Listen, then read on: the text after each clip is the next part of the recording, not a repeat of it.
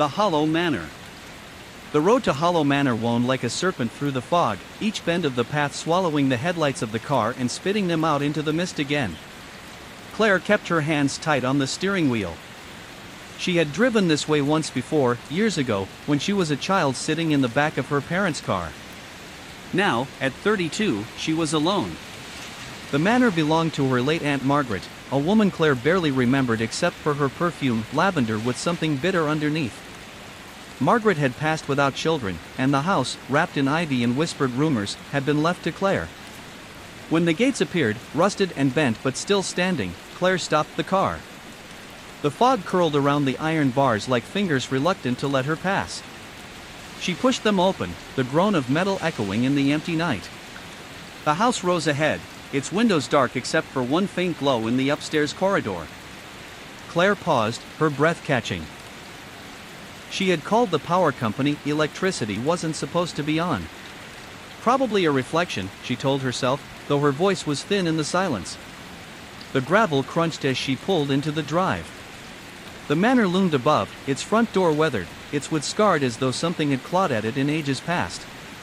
She pressed the key into the lock, the metal stiff, reluctant. Inside, the air was colder than the night outside. Dust swirled where her flashlight beam cut across the foyer. Portraits lined the walls, each one a solemn figure with pale faces and eyes too sharp, following her as she moved. Claire set her bag down and whispered, "Home, I guess." Somewhere above her, on the second floor, a floorboard creaked, slow, deliberate.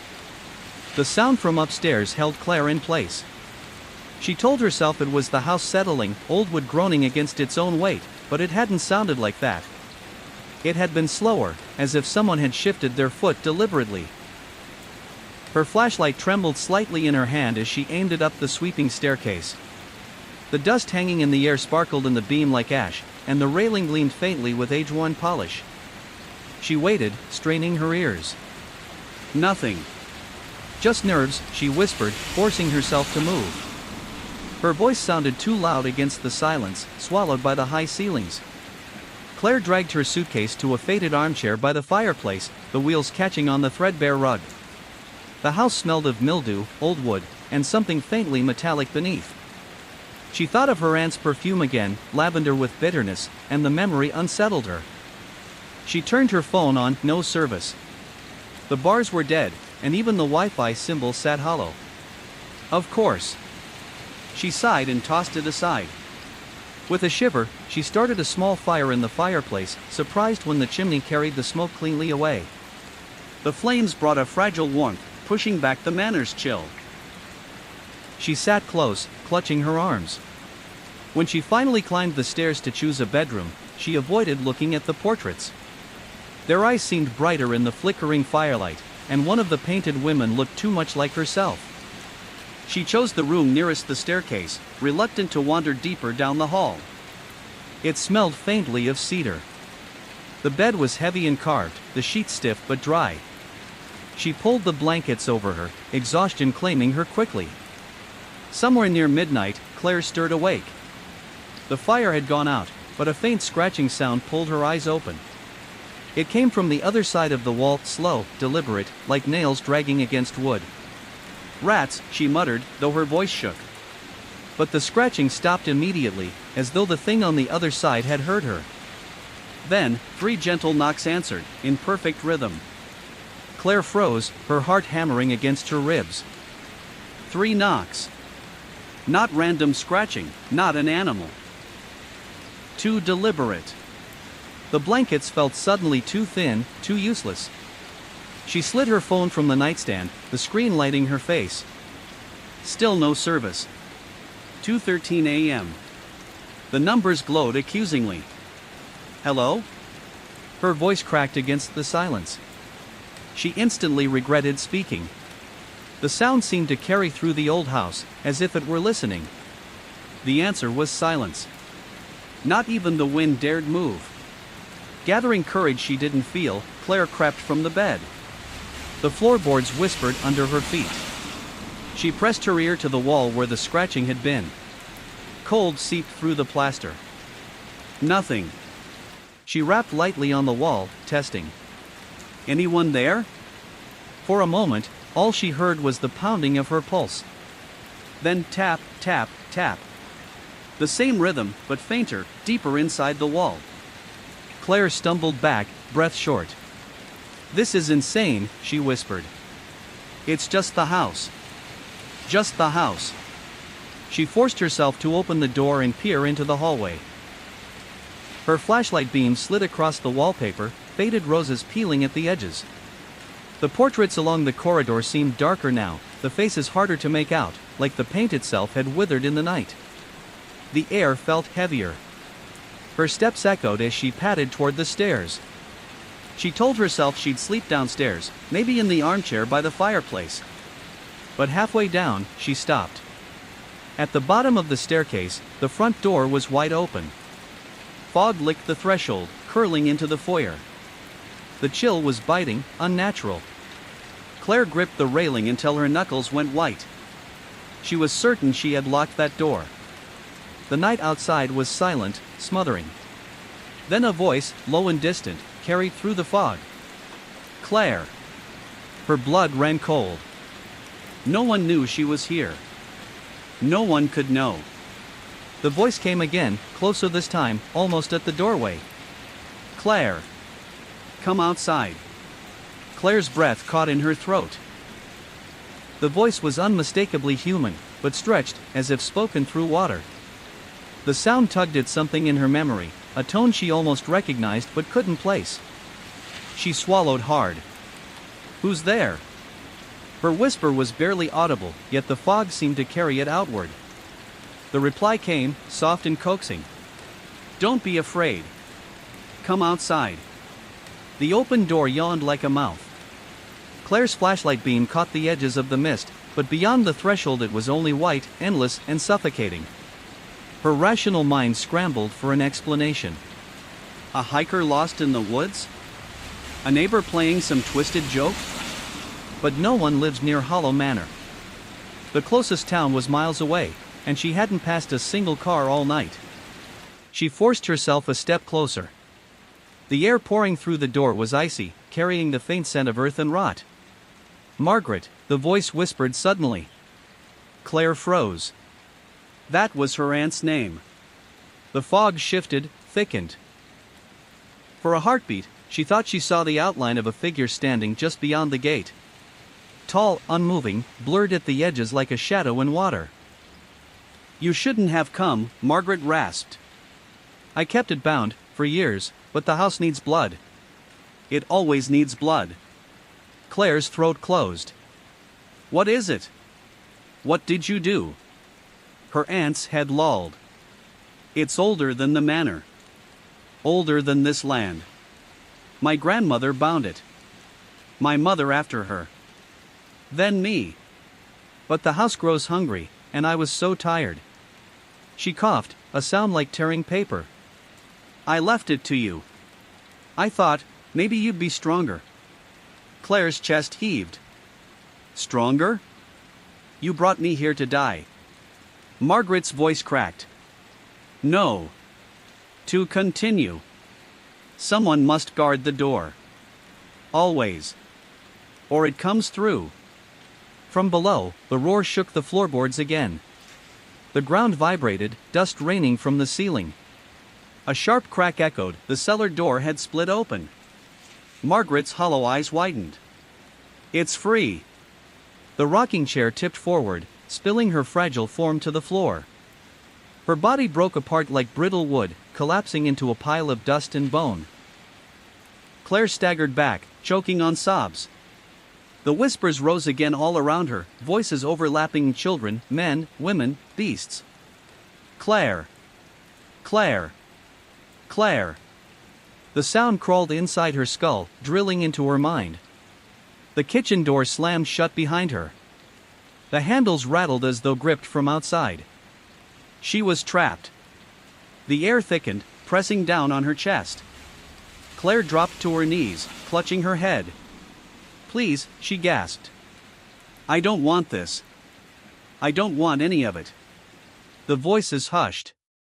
Silence fell, heavy and waiting. Then, from everywhere and nowhere, a single voice spoke. Deep, guttural, each word vibrating in her bones. You are the blood. The door is yours. Take her place. Or be consumed. Her stomach turned. The truth hit her like a hammer. Margaret hadn't left her the house as an inheritance. It was a prison sentence. She shook her head violently. No. I won't. The floorboards beneath her split open, a jagged crack racing across the kitchen. From the gap, skeletal hands reached, clawing at the air. Choose, the voice thundered. Bind yourself to the house, or feed us. Tears streamed down Claire's face. She crawled backward until her spine hit the counter. The hands reached further, scraping the floor just inches from her feet. In her lap, the journal still lay, heavy and stained. Her aunt's frantic scrawl screamed from the pages, "The circle keeps it bound." Claire's hands shook violently. She grabbed a kitchen knife from the counter, its blade rusted but sharp enough. She looked at her wrist.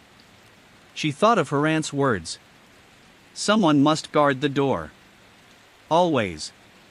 Her breath caught in her throat. Was this the only way? The voices swelled, eager, pressing in. The house groaned around her, walls tightening, the ceiling sagging low. The skeletal hands grasped at her ankles, cold and strong. Claire raised the knife, tears blurring her vision. I won't be yours, she whispered. Not like her. With a cry, she slashed. Not at herself, but at the journal. The blade tore tea. Where once solemn expressions had stared, now mouths hung open in silent screams.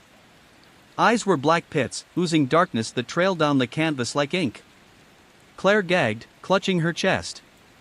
Her breath fogged in the icy air.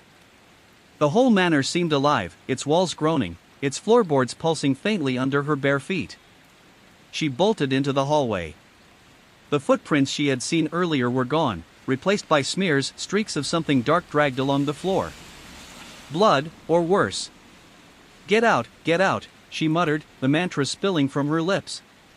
The staircase stretched before her, but it seemed longer now, the steps winding down into shadows that had no end. She took one step, then another, gripping the rail. Each footfall echoed too loud, as if the house was counting her movements. Halfway down, she heard it again, the breathing. This time from below. Slow, patient, waiting. Her light shook violently as she pointed it downward. The fog from outside had seeped into the foyer, curling in heavy tendrils that reached up the staircase like fingers. Within the mist, a figure stood. Tall, impossibly still, its head tilted at an unnatural angle. She couldn't see its face, only the outline of a body too long, too thin, the arms dangling almost to its knees. Her stomach clenched. She backed up a step. The figure didn't move, but the fog thickened, rising toward her like water filling a well. A sudden slam echoed behind her. Claire spun. All the bedroom doors had shut at once, their handles rattling violently as though something inside each one wanted out. Trapped between the figure below and the furious doors above, Claire's mind splintered with panic. And then, cutting through it all, she heard her Aunt Margaret's voice, gentle, urgent, coming from somewhere deep inside the manor. Claire, not the stairs. The cellar. Hurry! Claire froze, her pulse pounding at the sound of the voice. It was unmistakable.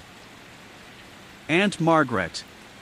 She had only fragments of memory, an older woman with sharp eyes, a sternness softened by lavender perfume, but the tone was the same. Calm, commanding. Claire, cellar. Hurry! Her gaze darted back down the staircase.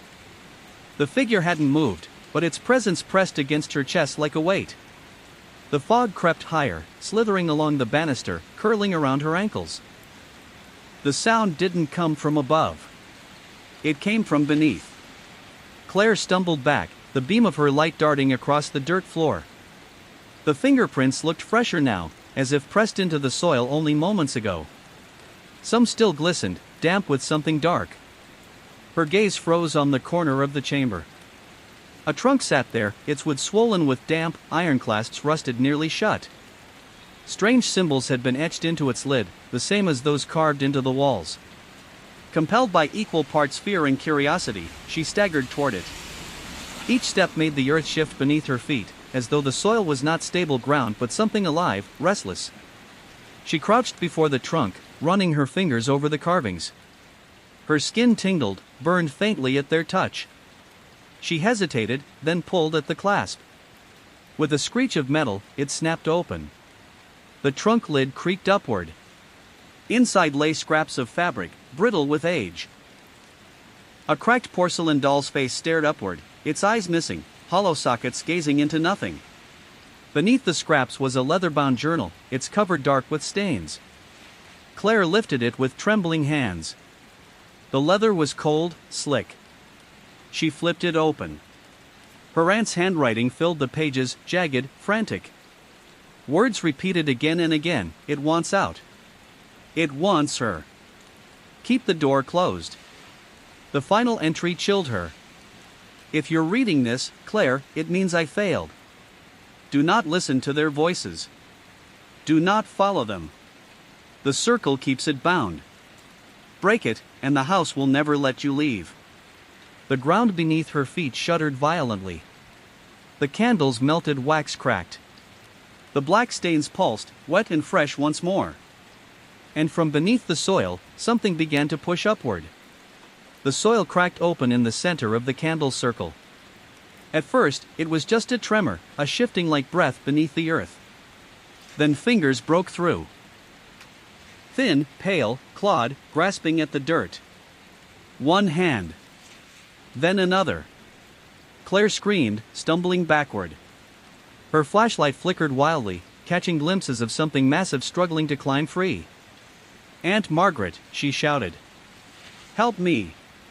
The voice came at once, soft, calm. "You're helping me, Claire. You're letting it out." Her blood turned to ice. That wasn't Margaret at all, it never had been. The thing pulled higher, soil raining from its body. A head emerged, elongated, eyeless, its mouth stretching ear to ear, filled with jagged black teeth. Its skin clung to bone like wet parchment. Claire turned and bolted up the stairs. The steps shifted under her, elongating, splitting. She ran, desperate, her lungs burning, as the walls warped around her. The stairs seemed endless, but she forced herself upward, scraping her hands raw on the railing. Behind her, a roar shook the cellar. The sound wasn't human, wasn't animal, it was both and neither, a chorus of voices howling in unison. Claire burst into the hallway. But the manner had changed. The wallpaper writhed like muscle, door. Her flashlight flickered again, the beam dimming to a sickly glow. She whipped it toward the far end of the hallway, where a narrow door sat half hidden in the shadows. She hadn't noticed it earlier, an odd, squat door, pane cracked and peeling, iron hinges streaked with rust. Her breath trembled. Every instinct screamed to run from the voice, not toward it. But the alternative was to step down into the fog, into the waiting figure. She chose the cellar. Her feet carried her fast down the hallway, past the screaming portraits. The door handle was ice-cold, slick with condensation. She pulled. It resisted, groaning, then gave way with a shriek of rust. The smell hit her first, earth and mildew, but beneath it, something coppery. Old blood. "Claire," Margaret's voice urged again, softer now, as if from far below. "Quickly." Her throat tightened. She swung the door open and shined her failing light down the stairs. The wooden steps descended into absolute black. Each was warped, splintered, their edges eroded by time. Behind her, the rattle of bedroom handles grew frantic. Something thumped against the doors, over and over, as if fists were pounding from the inside. Claire gripped the flashlight tighter, teeth chattering. One step, then another. The door creaked shut behind her as if pushed by unseen hands. Darkness swallowed her. The air grew heavier, damp against her skin. The whisper of Margaret's voice drifted up again, closer now. "You're almost here." But beneath the words, Claire thought she heard something else. Another voice layered faintly beneath her aunt's. A hiss, low and cruel. The cellar stairs groaned under Claire's weight, each step threatening to splinter. The air grew colder, thick with the scent of mold and rust. Her flashlight gave one last flicker before its beam steadied, dim and weak, barely piercing the dark. The walls closed in around her, stone, slick with moisture, carved unevenly as though hacked out in haste. She brushed against them for balance and jerked back. The surface was warm, pulsing faintly like living flesh. Her stomach twisted. "Keep going," Margaret's voice called, though now it echoed strangely, bouncing off the stones. "You're safe down here." Claire's jaw clenched. She wasn't sure she believed it anymore. At the bottom of the stairs, the cellar opened into a wide chamber. The ceiling was low, beams rotted and sagging. The ground was dirt, damp and uneven. Broken jars and shattered furniture littered the edges, half buried in soil. But what caught her breath were the markings. Symbols carved into every wall, circles intersecting with jagged lines, shapes she couldn't comprehend. Some were burned into the stone, others gouged deep with desperate force. In the center of the floor lay a ring of candles, long melted into puddles of wax. Black stains streaked outward from the circle, like something had bled there long ago. Claire's heart hammered. She didn't want to step closer, but her legs betrayed her, carrying. She pushed the door open. The beam of her flashlight swept across the room. The bed was just as she'd left it, blankets tangled from her restless sleep. The air was heavy with cedar and something else now, something sour. In the corner, the shadows deepened unnaturally. Claire froze. She could swear she saw movement there, a ripple in the darkness. "Who's there?" she demanded, her voice sharper than she felt. The air shifted. From the corner, a whisper drifted out, soft as breath against her ear though the distance was yards away. "You shouldn't be here." The whisper seemed to hang in the air long after the words ended, vibrating through the wood and plaster of the manor. Claire's skin prickled, her instincts screaming to run. Her flashlight wavered as she forced the beam toward the corner. The light struck only the peeling wallpaper and the outline of the heavy wardrobe, its doors shut tight. Yet the shadows clung there unnaturally, thick, as though light couldn't pierce them. "You shouldn't be here," the voice repeated, clearer now. It was layered, distorted, like multiple voices speaking at once, some deep, others childlike. Claire's throat tightened. "This house is mine," she whispered, her voice trembling. "My aunt left it to me." A laugh answered her, dry, hollow, echoing as though it came from beneath the floorboards. Her pulse roared in her ears. She edged backward, her shoulder brushing the doorframe, and the wood groaned loudly, as if the manor itself disapproved. Then, a sound from the wardrobe. A soft click. The handle trembled, moving ever so slightly. "No," she muttered, shaking her head. "No, no, no." The wardrobe door creaked open, only an inch. A rush of stale, cold air spilled out, carrying with it the same sour scent that had invaded the room. Her flashlight beam trembled across the crack. For an instant, she saw something inside, a pale hand, too thin, resting on the door's edge. Fingers curled long and sharp, nails blackened like claws. The beam faltered as her breath caught. When she blinked, the hand was gone. The wardrobe stood still, its door half open, the dark within bottomless. Claire staggered back, nearly dropping the flashlight. The beam swept across the bed, the walls, the ceiling, nothing. Yet the whisper curled around her again, right at her ear this time. "Margaret knew. Margaret tried to hide us." Claire spun, the light cutting only empty air. The wardrobe door swung wider on its own, groaning slowly, until it gaped open. The darkness inside seemed deeper than the room itself, like a mouth waiting to swallow. And then, from within, came the sound of breathing. The sound of breathing filled the room, wet, ragged, too close.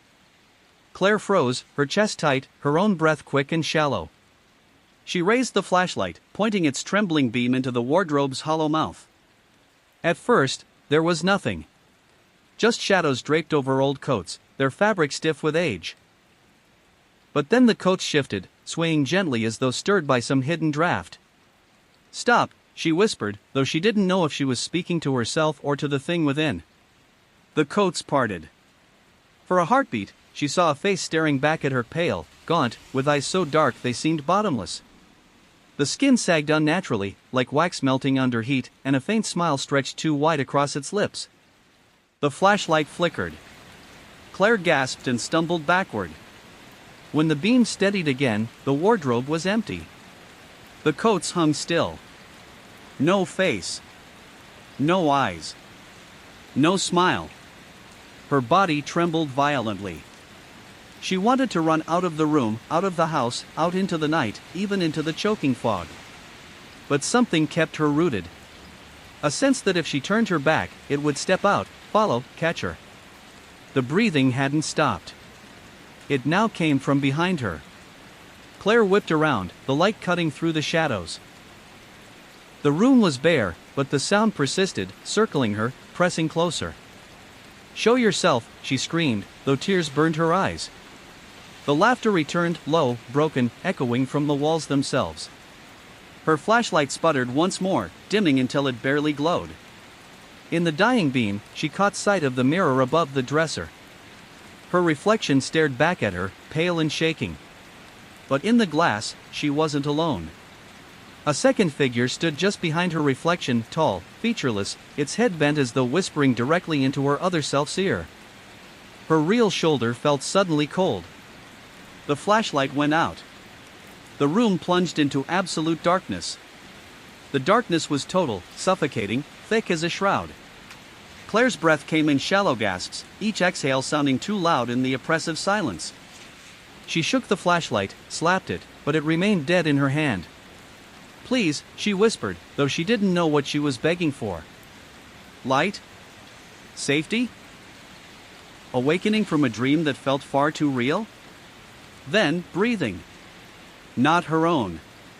Deep, steady, impossibly close. She froze. The sound came from directly in front of her, just beyond the tip of her nose. Her body locked, muscles screaming to move, but terror pinned her in place. She tried to inhale quietly, but her lungs betrayed her, dragging in air too fast. The thing inhaled with her, perfectly in time, as though mocking the rhythm of her body. Her hand fumbled blindly along the nightstand until her fingers closed around the cold metal of her phone. She pressed the button, the screen flared to life, dim blue light spilling across the room. The mirror reflected her face, pale, wide-eyed, trembling. But behind her, there was nothing. No tall figure. No shadow. Yet the breathing continued. Her eyes darted toward the wardrobe. The coats were still now, lifeless fabric. But the door was wider than before, far wider than she remembered leaving it. The phone's glow flickered. The battery icon read 3%. "Don't go out," she begged the phone. Something shifted on the bed. The mattress dipped, just slightly, as though weight pressed down. Claire's heart nearly stopped. She turned the phone, light trembling across the blankets. The fabric rose, a slow bulge moving beneath, as though something crawled under the sheets. It slid upward, toward the pillows, toward where she had lain only an hour ago. Her hand shook so violently she nearly dropped the phone. The bulge stopped. The blankets sagged. For a terrible moment, there was silence. Then, from beneath the bed, a whisper hissed out, low and venomous. "Still here." The whisper slithered into her bones. Claire's body stiffened, every instinct screaming at her not to move. Her phone's glow painted the room in sickly blue light, shadows stretching too long, too sharp. The bed creaked again. A soft scrape followed, something dragging lightly against the floorboards underneath. Her throat tightened. She wanted to run, to leave the room and never return, but her legs wouldn't obey. She could only kneel, trembling, as the scrape came again, closer to the edge. Her phone buzzed suddenly in her hand. She nearly screamed. A notification lit the screen, one new message. Her heart dropped when she saw the sender. It was her own number. She tapped it with a shaking thumb. The message was only 2 words. "Look down." The phone dimmed, battery at 2%. Claire bit her lip until she tasted blood. Slowly, as though dragged by some invisible force, she lowered herself toward the floor. Her cheek brushed the cold wood as she angled the phone's light beneath the bed. At first, only dust and darkness. Then her breath caught. Two eyes stared back at her, white and shining in the glow, too reflective, like an animal's. They were far too close to the ground, unblinking, and set wider apart than any humans should be. The scrape came again. A pale hand slithered forward, clawed fingers curling around the floorboard just inches from her face. Claire screamed and threw herself backward. Her phone clattered to the floor, spinning until the light aimed back under the bed. The eyes were gone. But the whisper came again, this time from every corner of the room at once. "You can't leave. You opened the door." The phone went black. The room sank into pitch black. Claire scrambled for the flashlight, slapping its side desperately until it flickered back to life, the beam stuttering weakly. She darted to the door and yanked it open. The hallway beyond looked wrong. The wallpaper, once faded roses, now sagged like damp skin, its colors muted to a sickly gray. The portraits were still there, but their faces had changed. Her hand moved instinctively to the door, ready to slam it shut. But the figure raised its head as though sensing her fear. She couldn't see its face, only two pale points of light where eyes should have been. Her chest tightened. Panic clawed at her, but her legs refused to move. Then, with a rush of will, she slammed the door. The impact rattled through the house. Silence. She pressed her back against the wood, her body trembling. No footsteps. No knock. Only the hum of blood in her ears. Slowly, she slid the bolt across. The metal groaned, but it held. Claire returned upstairs, clutching her flashlight like a weapon. She tried to convince herself she had dreamed it all, the exhaustion of travel playing tricks.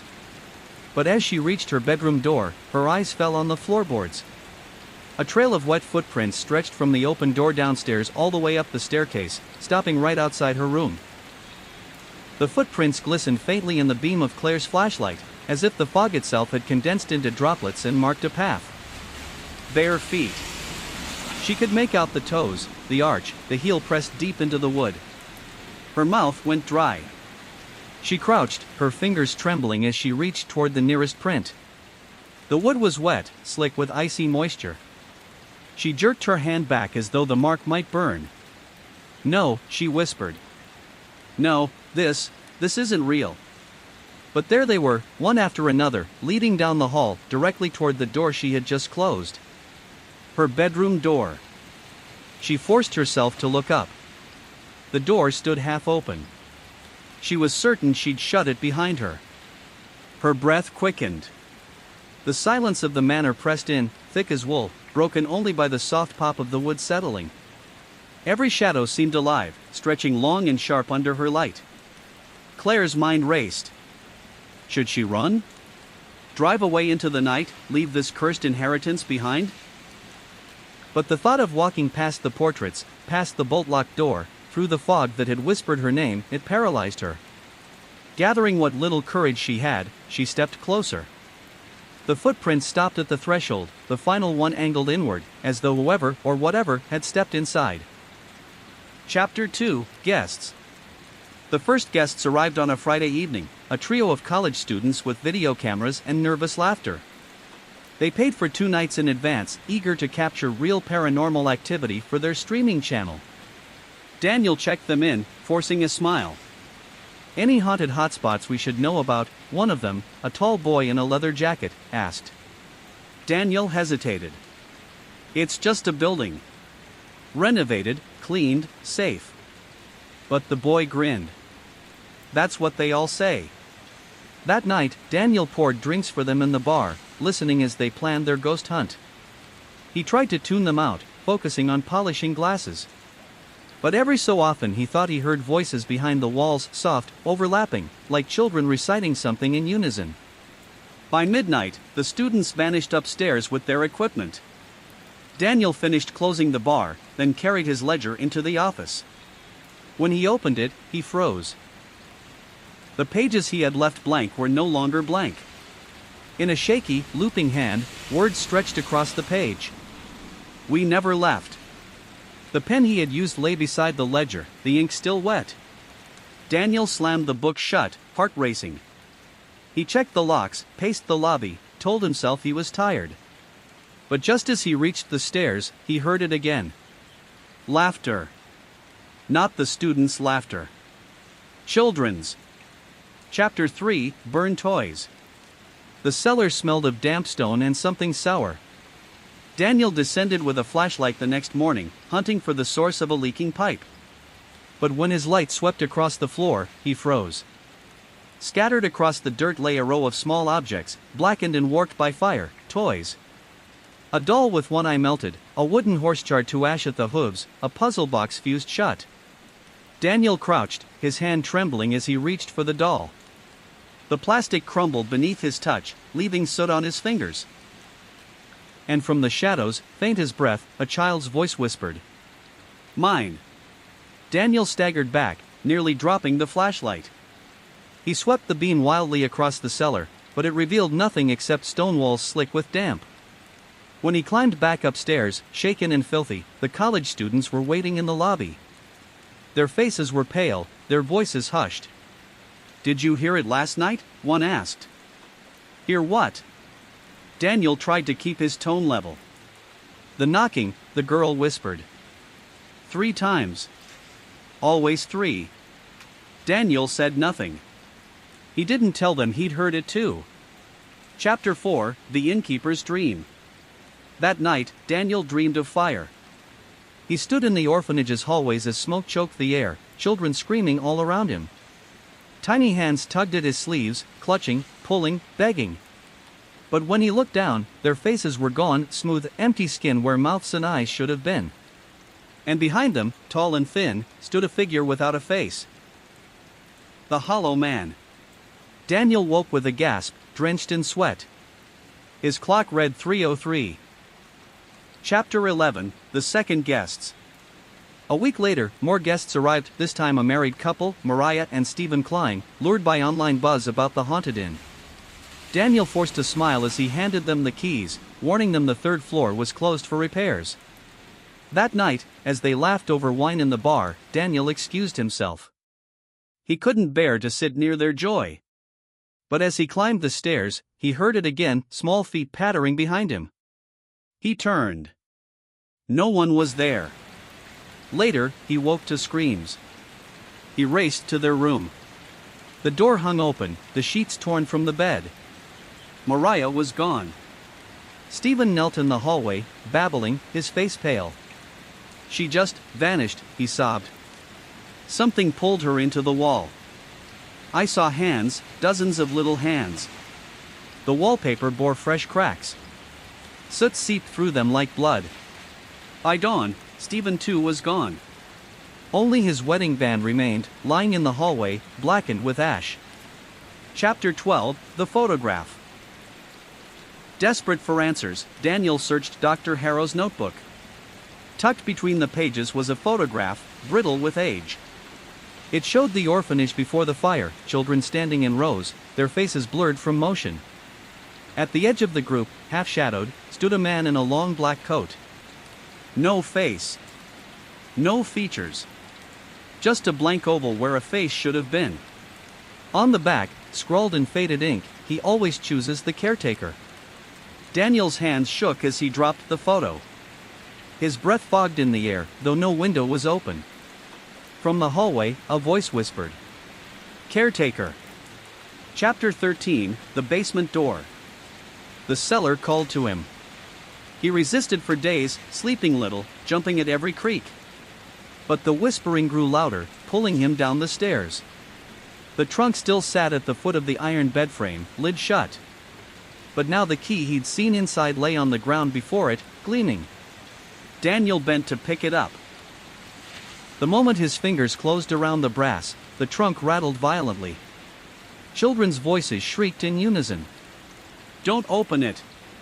He dropped the key, stumbling back. And in the far corner of the cellar, for the first time, he saw him. Tall. Faceless. Hands brushing the ceiling beams. The Hollow Man leaned forward, though his feet did not move, his head tilting as if to listen. Daniel fled, the cellar door slamming behind him. Chapter 14, The Bargain. That night, Daniel heard a new voice among the whispers. Deeper. Older. It crawled beneath his skin. Give them more. He clutched his ears, staggering through the empty lobby. No, he muttered. No, I won't. But the voice pressed harder. Open the door. Feed us. Or be taken. The chandeliers swayed. The windows rattled.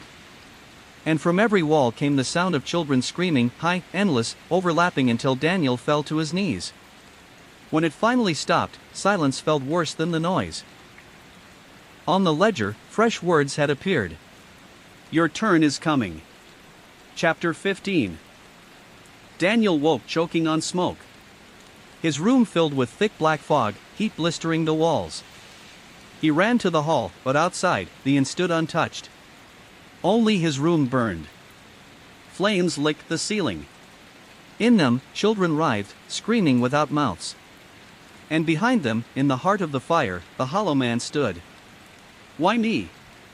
Daniel shouted, tears streaming. The hollow man did not answer. But the children did. Because you opened the door. The fire vanished as suddenly as it came. Daniel fell against the wall, coughing. His room was whole again, no scorch marks, no smoke. But the smell of burning flesh lingered in his hair. Chapter 16, The Mark. In the mirror the next morning, Daniel saw it. A black mark on his chest, just above his heart. At first it looked like soot smeared on skin. But when he scrubbed, it did not fade. It pulsed faintly, like a second heartbeat.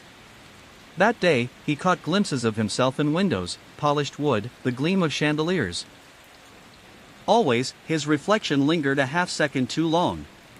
Always, the hollow man loomed just behind him. At sunset, the mark ached so sharply he fell to the floor. In his ears, the whispers rose again. Caretaker. Chosen. Ours. Chapter 17, The Survivor. Daniel wasn't the only one left. One night, as rain lashed the windows, a knock echoed on the inn's door. He opened it to find an old woman, hunched and trembling. I was one of them, she rasped. One of the children. I escaped the fire. Her name was Lydia. She had lived her whole life trying to forget, but the whispers had called her back. He doesn't just haunt this place, she whispered. He grows stronger when people believe. And you're helping him. Every guest who vanishes feeds him. Daniel shook his head. I didn't choose this. You didn't have to, Lydia said. He chose you. Chapter 18, The Sacrifice. Lydia begged him to burn the inn, to end it once and for all. But when Daniel tried to strike a match in the cellar, the air itself snuffed it out. The hollow man appeared in the corner, faceless head tilting. Mine. The trunk rattled, the voices screamed, and the mark on Daniel's chest burned like fire. Lydia cried out. Don't listen. But the hollow man's voice filled Daniel's skull. Give her to me. And you may stay. Daniel's hands shook as he turned toward Lydia. Her eyes widened in horror. Don't, she whispered. Don't let him make you like the others. Chapter 19, The Choice. Daniel fell to his knees, clutching his head. The children's voices overlapped, pleading, laughing, weeping. The hollow man loomed above, his presence pressing the air thin. Choose, he demanded without words. Daniel looked at Lydia. Frail, terrified, the last living tie to the orphanage. If he gave her up, maybe he'd survive. Maybe he'd be free. But freedom was a lie. He knew it now. The hollow man never released anyone. No, Daniel whispered, voice shaking. Take me. The whispers went silent.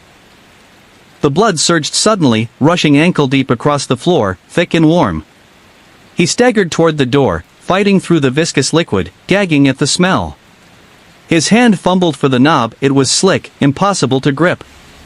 He wiped his hands on his shirt, tried again, wrenched it open. The hallway beyond stretched long, impossibly long, lined with doors he didn't remember. Each one shuddered as though something inside pounded to get out. The floor beneath him vibrated, shaking with each blow. The light bulbs above popped one by one, glass raining down, until only darkness remained. The blood followed him into the hall, spilling outward, lapping at his calves now. The whispering children grew louder, echoing all around. Daniel. Please. Daniel. He froze, heart skipping. They knew his name. The hallway bent, warping. The wallpaper peeled away in long strips, revealing with that pulsed, veins thick beneath its surface. The inn was alive, bleeding, breathing. And it wanted him to know it. From the far end of the corridor, a door opened by itself. A faint golden glow spilled out. A voice called, soft, feminine. Daniel. His chest tightened. It was the voice of his sister, Anna. The sister who had died here as a child, long before the fire that consumed the orphanage.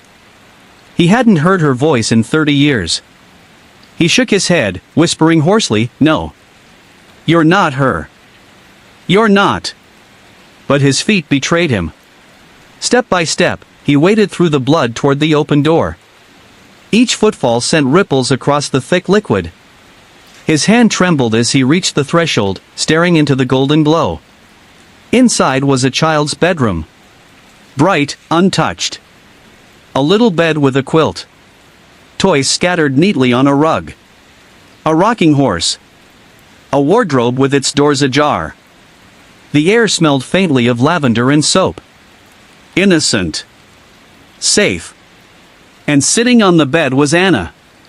7 years old. Braided hair, pale face, the same gray eyes he remembered. She smiled at him. "Danny," she whispered, her voice so small, so fragile. "You came back for me." His throat closed. Tears blurred his eyes. "Anna, no, you can't." She slid off the bed, bare feet leaving faint prints on the rug. The blood didn't enter this room, it stopped at the threshold, as though forbidden. Anna crossed the floor slowly, reaching out her hand. "Take me home, Danny. Please. Don't leave me here." His heart twisted. Every instinct screamed that this was wrong, a trick, a trap. But the sight of her, the sound of her, made him ache. He reached out, his fingertips trembling as they neared hers. Just before he touched her hand, her smile widened too far. Her lips split at the corners. Her teeth were too sharp. And her eyes turned black, wide pits that swallowed the light. "Take me home," she hissed, the voice no longer Anna's. It was layered, thousands of voices speaking as one. The room dissolved, walls melting, toys crumbling to ash. The bed collapsed inward as though rotting. The Blood Sioux. The house that whispers. Same universe as the Hollow Manor. Chapter 1, Arrival. Daniel Mercer had never believed in ghosts, though the rumors surrounding the land should have been enough to warn him away. The burned-out orphanage at the edge of Hollow's End was a scar the town tried to ignore, brick walls blackened by fire, windows shattered, its skeletal frame wrapped in ivy. Children had died there, though no one agreed on how many. Now, 27 years after the blaze, developers had sunk their money into rebuilding it. Not to make it a school again, but something far more profitable, a luxury inn. They wanted to cater to the growing dark tourism craze. People, they said, love to pay to be frightened, so why not sleep in a place with history soaked into its walls? Daniel had taken the job out of desperation. His teaching career had crumbled after the divorce, and the offer of steady pay, even if it meant tending bar for thrill-seekers and ghost hunters, was too tempting. He told himself it was just brick and wood. Nothing lingered from the past. But the moment he stepped onto the grounds, he felt it. The inn was beautiful in its way, restored with polished wood, shining glass, and velvet drapes. Yet something in its angles was wrong. The halls seemed to bend where they shouldn't. Shadows clung even in the noonlight. And when Daniel paused on the front steps, key in hand, the wind carried faint sounds from inside. Not creaks. Not groans. Children. Whispering. He froze. His hand shook as he slid the key into the brass lock. The whispers faded instantly, leaving only silence. Daniel laughed under his breath, brushing the sweat from his brow. Nerves, he muttered. Just nerves. Inside, the air was cooler. Too cool for a summer afternoon. He carried his bag through the lobby, past chandeliers that swayed though the windows were closed. At the reception desk, a ledger waited, its pages blank. He signed his name with a flourish, as if claiming ownership would make the building less alien. That night, when the last workman left and Daniel settled into his room on the second floor, the silence pressed close. He lay in bed, eyes tracing the cracks in the ceiling. Just as sleep began to tug him under, a sound threaded through the stillness. A giggle. High, thin, childlike. Coming from the wall behind his bed. Daniel sat upright, pulse hammering. "Hello," he whispered before he could stop himself. Silence. Then, from somewhere deep within the inn, came 3 slow knocks. Chapter 6, The Locked Room. Daniel avoided the 3rd floor for days. The wood groaned louder up there, the wallpaper sagged with damp, and the smell of smoke never faded. But on the 4th night after the students vanished, he noticed something new. At the end of the hallway, one of the doors he'd always found locked now stood open. Dust billowed from within, curling in the dim light. Daniel hesitated at the threshold. The room was bare except for a single iron bed frame and a trunk at the foot of it. When he approached, the trunk rattled. Daniel froze. Slowly, the lid creaked upward. Inside lay ashes, bones small as a child's hand, and on top of them, a key. His reflection wavered in the brass surface. Only, it wasn't his reflection. The face looking back at him was younger, gaunt, soot-smudged. One of the children. Daniel dropped the lid. The slam echoed down the hallway, and somewhere below, the knocking began again. 3 times. Always 3. Chapter 7, The Visitor. The inn's bell rang at dusk the following evening. Daniel startled, he hadn't expected guests so soon.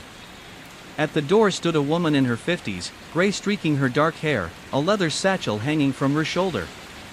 She introduced herself as Dr. Evelyn Harrow, a historian researching the orphanage. "I heard someone restored it," she said with a tight smile. "I thought I'd see for myself." Daniel almost turned her away, but something in her sharp gaze unsettled him. It wasn't curiosity, it was recognition. She booked a room. That night, over tea in the bar, she leaned across the table. "You've heard them, haven't you?" she whispered. Daniel stiffened.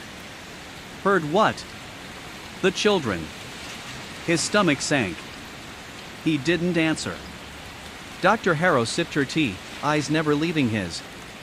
The fire was no accident. The city wanted the orphanage gone. But the children, they never left. Her voice lowered to a near whisper. And neither did he. Daniel's hands trembled on the glass. Who? The Hollow Man. Chapter 8, The Hollow Man. Dr. Harrow told him the story in fragments. The orphanage had been built in the late 1800s, funded by a wealthy industrialist. But rumors spread about a man who visited the children at night, tall, faceless, wrapped in shadows. Some said he was just a cruel caretaker. Others whispered he was older than the building itself, something that had lived in the land long before stone or wood touched it. When the fire consumed the orphanage, the townsfolk thought they'd buried both man and children together. But the stories persisted. Travelers saw a house standing where no house should be, a window glowing, a shadow moving across the glass. Daniel tried to laugh it off. But his throat was dry. That night, he dreamed again. The children crowded around him, their faces blank. Behind them, the Hollow Man stood with arms outstretched, whispering without a mouth. You opened the door. Chapter 9, Disappearance. The next morning, Dr. Harrow was gone. Daniel woke to the sound of water running. At first, groggy and tangled in sweat-damp sheets, he thought it was rain hammering against the roof. But when he lifted his head, ears straining, the noise was wrong. Not rain. A steady trickle. A rush, as though pipes had burst inside the walls. His mouth was dry. The inn was always too dry, too stale, filled with the weight of dust and ash. So why now did he hear water? He swung his legs over the bed, feet sinking into the rug that was damp, wet enough to cling to his toes. He hissed, jerking his feet up. His stomach twisted. Slowly, he bent down and pressed his fingers against the rug. Wet. Sticky. Not water. He raised his hand to the faint moonlight leaking through the warped curtains. His fingers glistened dark. Thick. Red. Daniel stumbled back with a choked gasp, heart hammering. No, no, Christ, no. The walls began to seep. Thin rivulets of blood trickled down the faded wallpaper, curling along the rose patterns like vines. They grew thicker, streams merging, running faster until the walls glistened as though painted fresh. The smell hit him next, metallic, sharp, suffocating. It clawed at the back of his throat, making him gag. He scrambled for the lamp on the nightstand, flicking it on. The light stuttered weakly, buzzing, but it was enough to show him the truth: the entire room was bleeding. Blood ran down from the ceiling cracks, dripped from the corners, seeped from the very floorboards. It pooled at the edges of the bed, dark and glistening. And beneath the noise of the rushing blood, another sound whispered. Children. Dozens of them, their voices faint, overlapping, impossible to separate. Help us. So cold. Hungry. Daniel pressed his hands to his ears, shaking his head violently. No. Stop it, stop. The voices didn't stop. They grew louder, rising with the flood. He stumbled back against the wall, blood smearing his shirt, soaking the wood. He shut his eyes tight, teeth clenched, and shouted into the air, "What do you want from me?" The inn answered. From deep in the walls, a voice spoke low, rumbling, like stone grinding against stone. Not a child this time. Something older. Something patient. You opened the door. You keep it open. You feed us. Daniel's breath came fast and shallow. He shook his head, back pressed against the wall as blood seeped into his hair. No. I never opened anything. I'm just a caretaker. That's all. The laughter that followed made his skin crawl. It was not one voice, but many, overlapping, merging until it sounded like the inn itself was laughing. You are the caretaker. That is all. The blood surged suddenly, rushing ankle-deep across the floor, thick and warm. He staggered toward the door, fighting through the viscous liquid, gagging at the smell. His hand fumbled for the knob, it was slick, impossible to grip. He wiped his hands on his shirt, tried again, wrenched it open. The hallway beyond stretched long, impossibly long. Chapter 21, The Tourists. The inn thrived. Daniel, now pale, silent, his face expressionless, welcomed guests by the dozens. The townsfolk muttered, but the money kept flowing. One autumn evening, a tour bus arrived carrying 9 thrill-seekers. They laughed at the creaking floors, took selfies in the cellar, toasted in the bar. By morning, only 3 remained. The others had vanished without a sound, their rooms pristine, their belongings untouched. The survivors whispered of dreams filled with fire, of children's hands clutching their ankles. They fled Hollow's End, never to return. And in the ledger, 9 names appeared. 6 were crossed out in black. Chapter 22, The Priest. Father Callahan came next. He had heard the whispers in confession, desperate families begging him to bless their homes, to banish the shadows creeping from the inn. Armed with holy water and faith, he confronted Daniel in the lobby. This place is cursed, Callahan said. You can end it. Come with me. Daniel only tilted his head. When the priest sprinkled holy water, the droplets turned black, sizzling on the floorboards. The chandeliers shook. The walls groaned. And from the cellar, the children shrieked in rage. Callahan fled, clutching his crucifix. He never returned to Hollow's End. Chapter 23, Lydia's Return. Lydia couldn't escape. The whispers followed her, echoing in every room she tried to sleep in, every window she passed. Finally, she returned to the inn, determined to free Daniel or destroy him. She found him in the office, writing endlessly in the ledger. Names scrawled down the page, some crossed, some not. "Daniel," she begged. "Fight him. Please." For a moment, something flickered in his hollowed eyes. Recognition. Regret. Then it was gone. And in a voice not his own, he whispered, "Caretaker serves." Chapter 24, The Town Meeting. The disappearances could no longer be ignored. The mayor of Hollow's End called a meeting, townsfolk filling the church hall. They argued, shouted, demanded the inn be closed. But every attempt failed. Permits vanished. Records burned. Police who tried to intervene fell silent, or worse, joined the missing. "The Hollow Man owns this land," an elder muttered. "He always has. We just forgot." By night's end, the crowd dispersed, fearful and beaten. And from the church rafters, soot rained down like ash. Chapter 25, The Children in the Streets. One winter night, townsfolk swore they saw children wandering the fog-shrouded streets. Barefoot, soot-streaked, eyes empty. When anyone approached, the children dissolved into smoke. By dawn, 6 more people were gone. Their doors locked from inside, no sign of struggle, only the faint smell of burning. The inn's windows glowed all night, though no candles were lit. Chapter 26, The Mirror House. Travelers reported a strange sight. A second building standing beside the inn in the fog, an exact reflection of it. Windows,